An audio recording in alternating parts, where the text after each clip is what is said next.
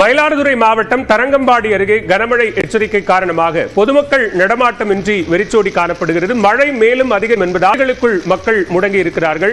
அரசு மருத்துவமனை வளாகத்தில் மழைநீர் தேங்கி இருப்பதாலும் நோயாளிகள் அவதிப்பட்டு வருகிறார்கள். கூடுதல் விவரங்களோடு இணைகிறார் செய்தியாளர் கிருஷ்ணகுமார். விவரங்களை பதிவு செய்யலாம். மயிலாடுதுறை மாவட்டத்தில் இன்று அதிகாலை முதல் பல்வேறு இடங்களில் பலத்த மழை பெய்து வருகிறது. குறிப்பாக தரங்கம்பாடி தாலுகாவில் இன்று காலை மிக பலத்த மழையானது பதிவாகியுள்ளது.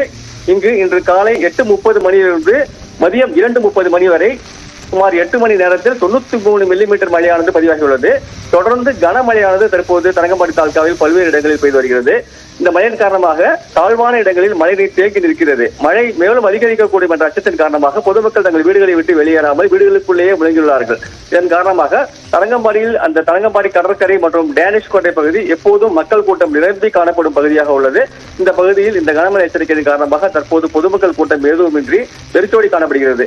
மேலும் தரங்கம்பாடியில் அரசு மருத்துவமனை வளாகத்தில் கனமழையின் காரணமாக மழைநீர் தேங்கி அவ்விடம் பெரிய குளம் போல காட்சியளிக்கிறது. இதன் காரணமாக சிகிச்சைக்கு வரும் வெளி நோயாளிகள் மற்றும் மருத்துவமனை ஊழியர்கள், மருத்துவர்கள் என அனைவரும் உள்ளே வந்து செல்வதில் மிகுந்த சிரமம் ஏற்படுகிறது. இப்பகுதியில் வடிகால் வசதியை சரி செய்து வருங்கால இருக்க உரிய ஏற்பாடுகளை செய்து தருமாறு அப்பகுதி பொதுமக்கள் கோரிக்கை விடுத்துள்ளார்கள். பாலா, விவரங்களுக்கு நன்றி கிருஷ்ணகுமார். தொடர்ந்து சூப்பர் 30 செய்திகளை பார்க்கலாம். பிரபல தெலுங்கு நடிகர் நாக சைத்தன்யா நடிகை ஷோபிதா திருமணத்தின் ஒளிபரப்பு உரிமை 50 கோடி ரூபாய்க்கு விற்கப்பட்டதாக தகவல் வெளியாகியுள்ளது. தெலுங்கு நடிகர் நாகார்ஜுனாவின் மகனான நாக சைத்தன்யாவும் சமந்தாவும் 2017ஆம் ஆண்டு திருமணம் செய்து கொண்டனர். 4 ஆண்டுகள் இணைந்து வாழ்ந்த நிலையில் இருவரும் அண்மையில் விவாகரத்து செய்தனர். இந்த நிலையில் நாக சைத்தன்யாவுக்கும் நடிகை ஷோபிதாவுக்கும் கடந்த ஆகஸ்டில் மிக எளிமையாக நிச்சயதார்த்தம் நடந்து முடிந்தது. இந்த ஜோடிக்கு வரும் 4ஆம் தேதி திருமணம் பிரமாண்டமாக நடத்த ஏற்பாடுகள் நடந்து வருகின்றன.